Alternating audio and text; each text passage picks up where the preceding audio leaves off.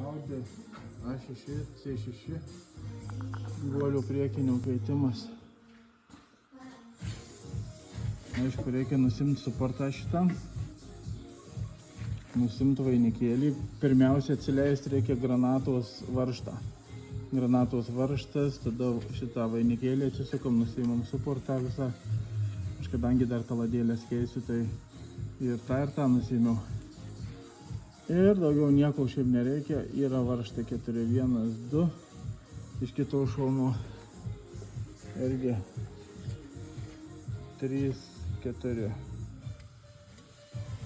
Ir atsisukam tuos varžtus. Šitą varžtą per niekur kitur neina prieiti, jį prieisit per šitą tarpą.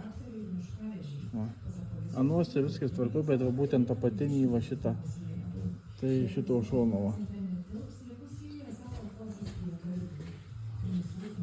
Nu ir tada biškį kovaldų, biškį kūjukų ir šitą guolį išmama.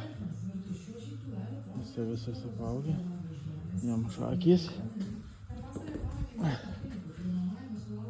Ir va šitą vietą būtinai išvalom.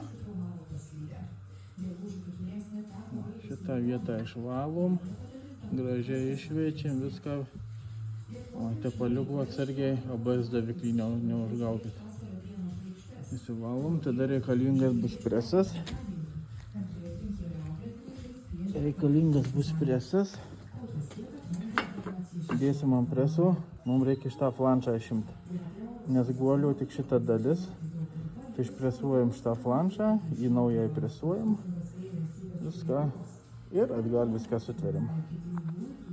Iki.